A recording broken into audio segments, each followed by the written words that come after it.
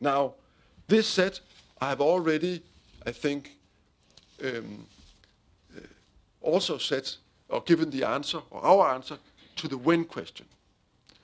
And it's no surprise, of course, that we think the moment is December 2009. But let me just briefly elaborate on it, because it's extremely tempting, especially perhaps right now, to say, okay, we have in this country, a key country in the process, a new administration being sworn in next week. We have a unique engagement from the new president and from his entire team to engage in this subject. We all know how complicated the political processes in this country are, and we all have full respect and regard for that. Wouldn't it be better to push off this decision to next year or the year after, allowing adequate time to reflect and prepare? Our response to this is, we have known this problem for years. By every year we're postponing a decision, we will make it harder for ourselves to provide the adequate response to the problem. We need to use the momentum of a unique situation where the world has agreed we will meet in Copenhagen to give the adequate response. And we need to keep this target as our guide. And we need to build up the political momentum at all levels, in all strains of society, to actually be able to provide that kind of answer in Copenhagen, and to make Copenhagen the venue where the world is finally addressing the issue and providing the answer. Thank you.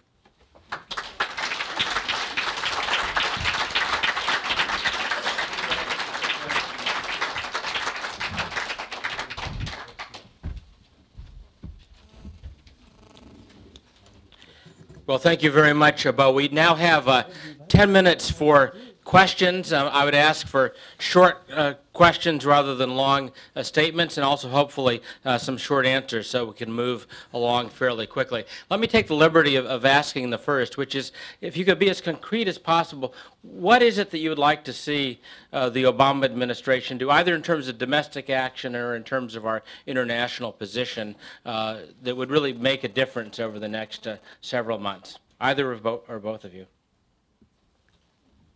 You've got a mic right behind you there, if you could just hold that.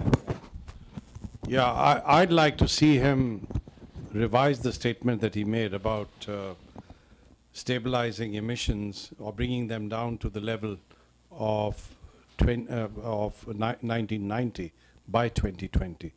I'd like him to suggest something that's akin to what the European Union has set itself as a target, the 20-20-20 target. Because I think that really shows a level of seriousness in meeting this challenge, which I think is also consistent with the position that he's been taking. Can you explain what the 20-20-20 target is? Yeah, it's essentially a target whereby Europe by 2020 is going to reduce emissions by 20% over the 1990 period, 1990 levels, and also source 20% of its electricity from renewables. That's essentially what it is. Thanks. Bo? Well, I think we are extremely optimistic that the President-elect and his administration will engage with the rest of the world in a very serious effort to meet the challenge and to do it by Copenhagen. And we have, we believe, all the reason in the world to be optimistic about his political determination to bring the US into an effort that is comparable to that of other major industrialized countries. And an effort that is also engaging in a positive and constructive way some of the other big economies in this world, primarily China, who is a key, of course, also for reaching agreement alongside with other major developing countries. Good, thanks. Other questions, please. Bill. Yes, Bo, just to build on that Just a second, we've got a mic. This is Dr. Bill Hare, who wrote Chapter 2 of State of the World. Just to build on that remark, to ask a question about how important you think it is for the US government as a whole to lock down its domestic plans by Copenhagen. How critically important, in your judgment, is it for the US to have in place a cap-and-trade system at some level and other domestic policies that could convince negotiating partners about the seriousness of the government in its ability to deliver policies ahead of Copenhagen? If you talk to many negotiators, they are somewhat more skeptical now about the US than they were a decade ago, and certainly the ones that I've spoken to have been asking hard questions about that. Well, it's our understanding that if there's anything the new administration will avoid is a repetition of Kyoto.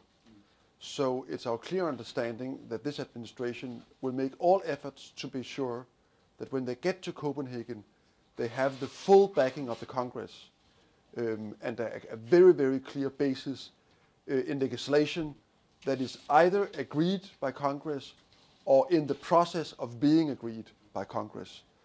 And for obvious reasons, we think that will be a very strong mandate and position for the administration to have. Please, over here. Walter Vergara from the World Bank. Thank you, Chris, for this fantastic venue to be able to talk to Pachauri. Dr. Pachauri, Stephen Chu, the new Secretary of Energy, who is in town and a Nobel Prize like you, had said in the past that he would advocate a carbon tax. Wouldn't it be great if you can nudge him, continue to nudge him in that direction while you are here in Washington? Well, I actually thought of doing that, but I got a response from him that till he's confirmed by the Senate, he'd much rather not talk. And I can understand that. That's perfectly understandable. And I also tried to get in touch with John Holdren, and I got a similar response from him, and I think that has to be respected. But when I get the opportunity, I certainly will try to follow up with both these gentlemen. Not that they need any nudging, because they are quite convinced about what needs to be done.